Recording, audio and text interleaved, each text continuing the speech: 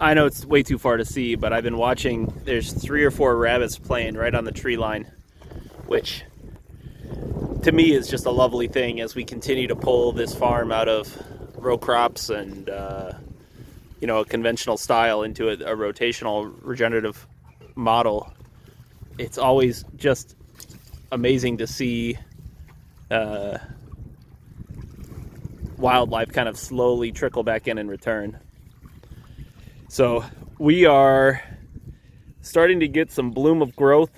I'm still giving them huge sections as I try to kind of do this balancing act of keeping them moving without setting my grass back.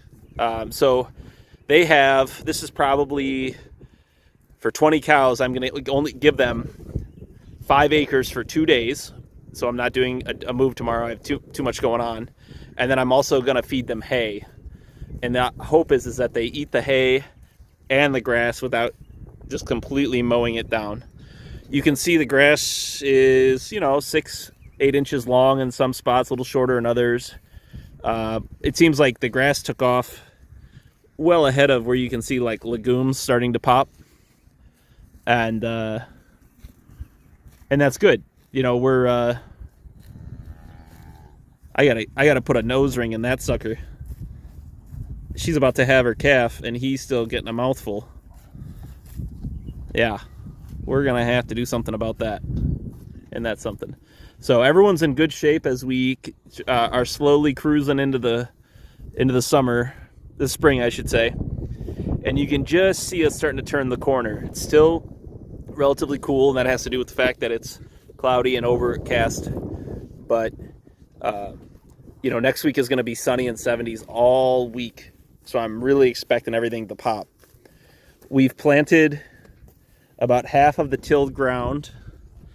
You can see where over there we have a part of a field left. So we planted all of this and all of this, and you can see the oats are already coming as a nurse crop. And so we are going to be in business. We're going to try to cut the oats for hay this year as much as we're able to, and if we need to combine and make straw, we will. But it's going to just set up the farm for a beautiful stand of grass across the whole thing. So that's kind of all I've been thinking about right now, is that tension between rotating and giving them grass and asking the grass to do too much before the ground warms up and they're able to do it. The bull, where is he? He was just here. Let's see, where is he?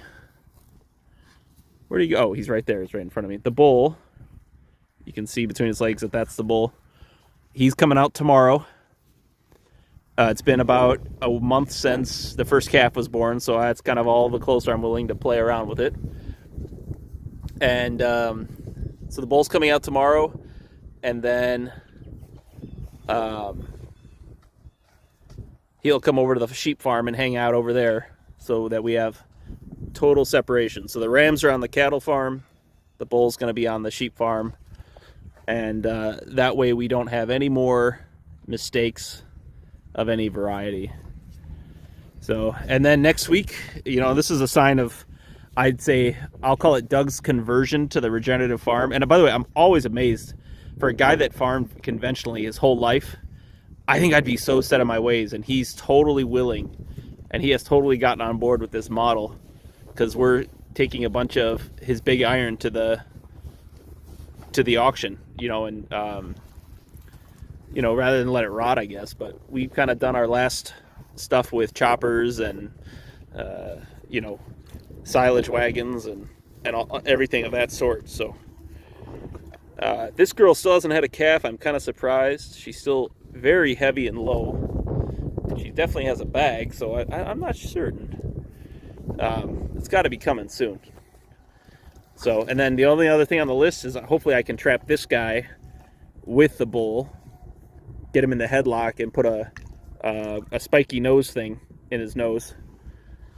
And that way we don't have competing calves, a 600-pounder and a new one when this girl finally goes.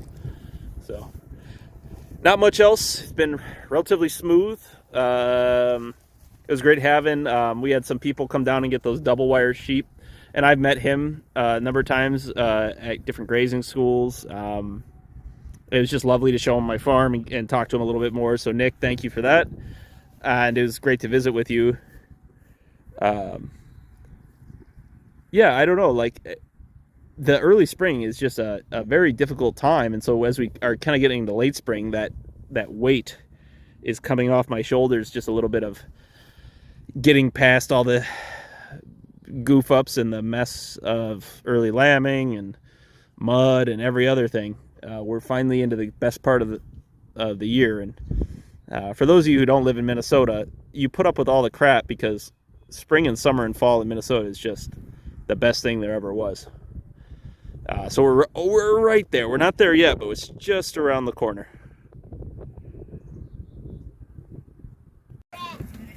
All right, well, Henry and I got all the sheep, what remains of them, because we've been culling heavy and it's been a tough year. But I'm really enjoying the look of the lambs.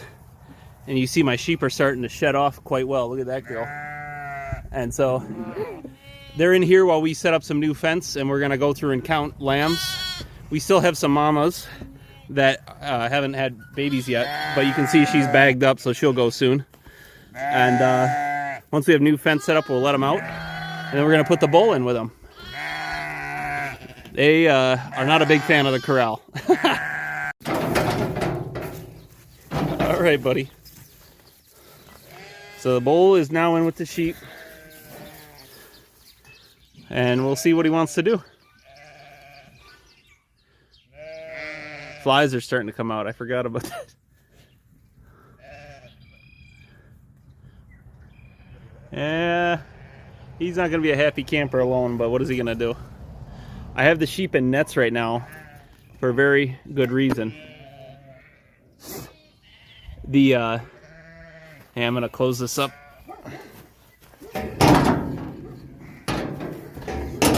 There we go.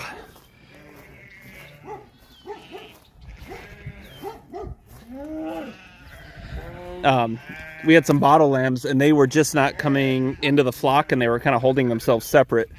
So I have them working very tight here. Don't touch the net, buddy. I have them working very tight so they can kind of hopefully glom together. The normal size grazing paddocks were just not holding them tight enough. So that's kind of the goal, is to get some of these bottle lambs integrated into the flock. Instead of they're kind of wandering a bit more than I'd like. Not all of them, but some of them. And I just want them to be part of the sheep flock.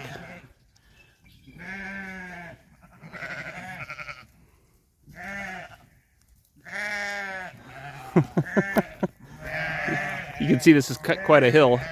There, that's more like it.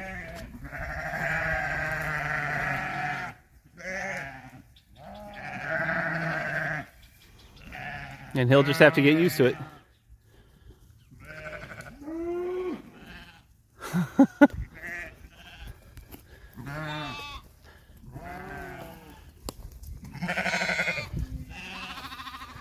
So, very tight. We're going to feed them hay for about 3 days to see if they'll integrate.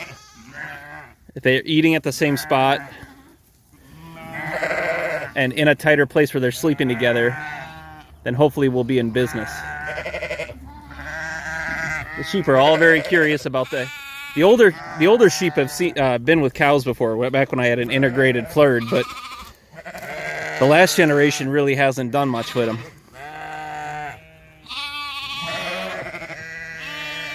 So we will let her go and let them all get settled.